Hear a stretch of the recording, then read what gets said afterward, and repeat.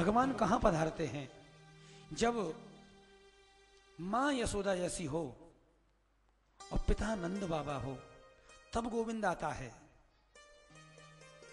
तुम अपने बच्चों को कन्हैया तो कहते हो, लेकिन स्वयं यशोदा कभी नहीं बनते, स्वयं नंद बाबा बनने का कभी प्रयास नहीं करते। अपने बच्चे को कृष्ण कहने से फायदा तब होगा जब तुम स्वयं यशोदा बनो। यशोदा का तात्पर्य है यशम ददाती इति यशोदा, जो दूसरों को यश देती है, जो दूसरों की प्रशंसा करती है, दूसरों के मान की रक्षा करती है, इसलिए वो नंद रानी है। तो यहां पर सुखदेव जी महाराज ने कहा कि देखो, देवकी वसुदेव के यहां तो भगवान का प्राकट्य हुआ था, लेकिन वही भगवान जब गोकुल में पधारे तो उनका नाम बदल गया। जब मथुरा में आए, तमद्भुतम बालकम अम्बुजे क्षणम, वो अद्भुत बालक बन के आए, भगवान थे।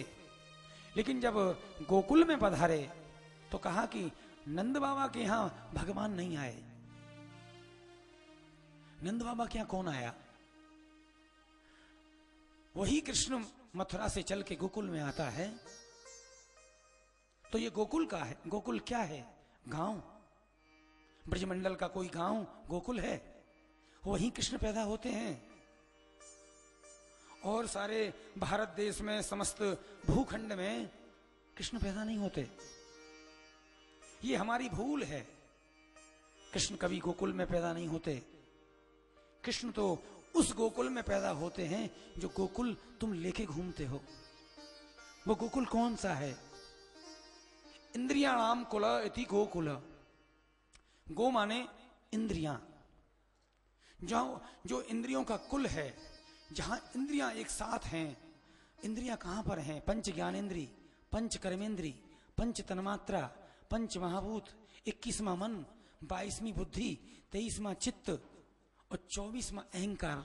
इन सारी 24 वस्तुओं से मिलकर ये शरीर बनता है। इसी को तो गोकुल कहते हैं। तो भगवान गोकुल में आते हैं, भगवान हमारे हृदय में आते हैं और हम उस गोकुल को समझते हैं। और जब भगवान मन में आता है, हृदय में आता है, तो क्या होता है जरा बताओ?